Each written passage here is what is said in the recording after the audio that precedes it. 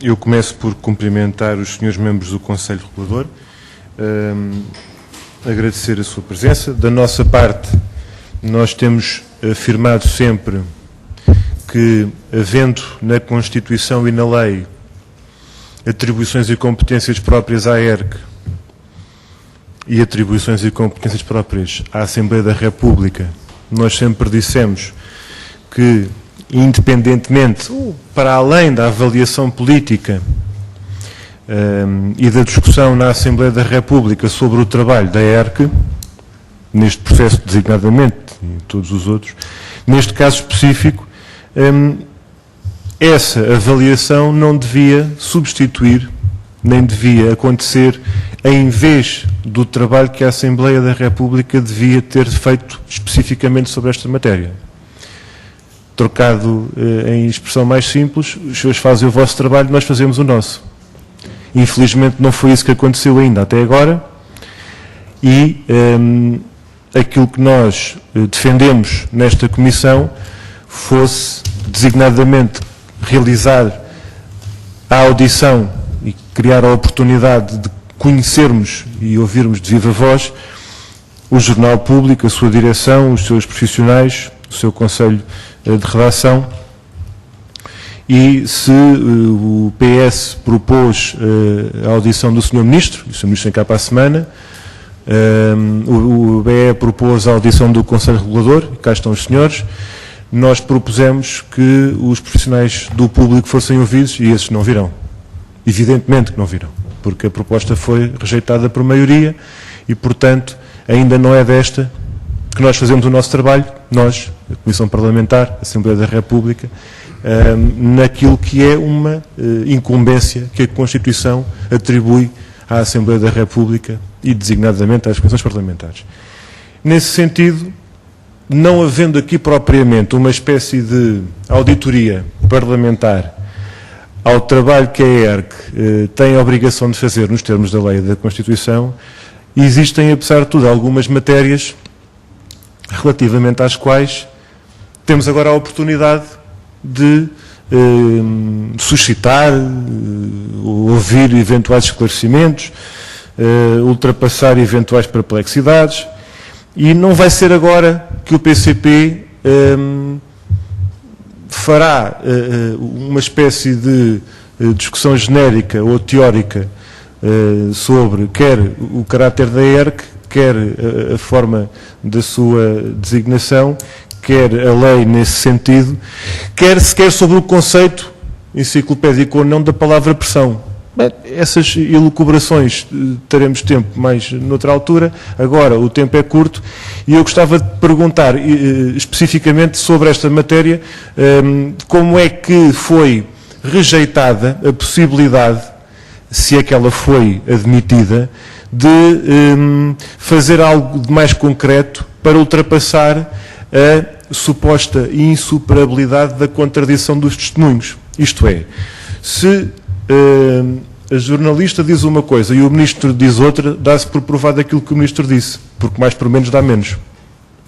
Ou seja, há uma acusação que é dada a um membro do governo, o membro do governo diz que não, é tudo mentira, é a minha palavra contra a deles e não se dá por provado porque é insuperável a contradição. E eu pergunto se alguma vez foi suscitada a possibilidade de ir mais longe nisto. É conhecida a sua afirmação, a sua, do Sr. Presidente do Conselho Regulador, à Comunicação Social, que não compete à ERC fazer acariações. E eu, de facto, andei à procura e não encontrei nenhuma lei que diga que a ERC deve fazer acariações, mas também confesso que não encontrei nenhuma que diga que a ERC não pode fazer. E nesse contexto, tendo em conta, de resto, que o próprio relatório traduz uma metodologia de trabalho, eu diria de inquirição, no sentido mais nobre possível, muito substancialmente próxima e semelhante à do trabalho das autoridades judiciárias. Eu diria até certo ponto, que é até ao ponto em que elas fazem acariações. A partir daí é que há aqui uma inflexão na metodologia de trabalho e o problema aqui é que a genuinidade dos testemunhos, e em relação a isso eu solicitava também ao professor Arões de Carvalho que trouxesse aqui algum aprofundamento sobre aquilo que já disse relativamente a esta genuinidade, sobre o que isto poderia permitir, ou seja, há uma convicção que isto pode trazer a quem analisa, a quem ajuiza, digamos assim, há uma perspectiva que isto pode trazer, mas isto tem consequências do ponto de vista do desenvolvimento dos trabalhos de uma entidade. E eu terminava, Sr. Presidente, para já esta ronda, colocando ao fim e ao cabo esta pergunta, no sentido de saber em que termos é que essa hipótese foi colocada, se isto alguma vez apareceu, e porque é que foi rejeitada ao abrigo desta ideia geral e abstrata de que a ERC não compete fazer acariações. E eu gostava que nos ajudasse a compreender porque é que não podem fazer. Muito obrigado.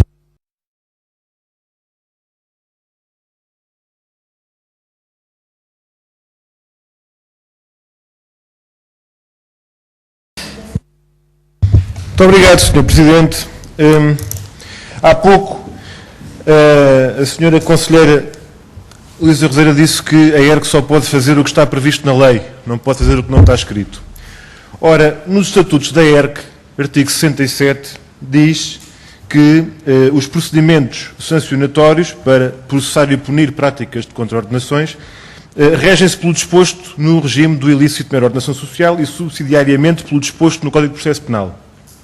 Ora, o Código de Processo Penal tem todo um capítulo, que é o terceiro, da prova por acariação.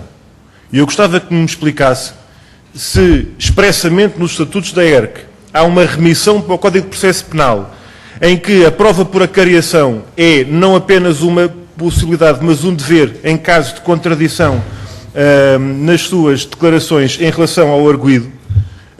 Se nós temos aqui uma situação em que há uma insuperabilidade dos testemunhos, a pergunta não foi respondida. Em que circunstâncias foi suscitada esta possibilidade, quem é que a propôs e quem é que a recusou no Conselho de Regulação, no Conselho Regulador. Eu vou repetir. Esta possibilidade de confrontar o testemunho do Sr. Ministro, que diz que é tudo mentira, leia-se, blackout informativo de todo o Governo, ameaças de divulgação de dados da vida privada e interferências de decisão editorial. Se isto é tudo mentira, diz o Ministro, mas era tudo verdade, dizia a jornalista, e, como eu dizia há pouco, mais por menos dá menos, esta hipótese de contrapor os testemunhos, e nomeadamente a figura do Código de Processo Penal é a acariação, se isto alguma vez foi considerado, quem é que suscitou esta hipótese e quem é que a rejeitou e como? Como é que isto foi tratado? Ou se nunca na vida ninguém se lembrou disto? Não é? E já agora em que termos é que se nega esta possibilidade que é de facto um dever? É que na Assembleia da República esta Comissão Parlamentar não pode fazer acariações. Se alguém a pode fazer, nos termos do artigo 67 da ERC, é a ERC.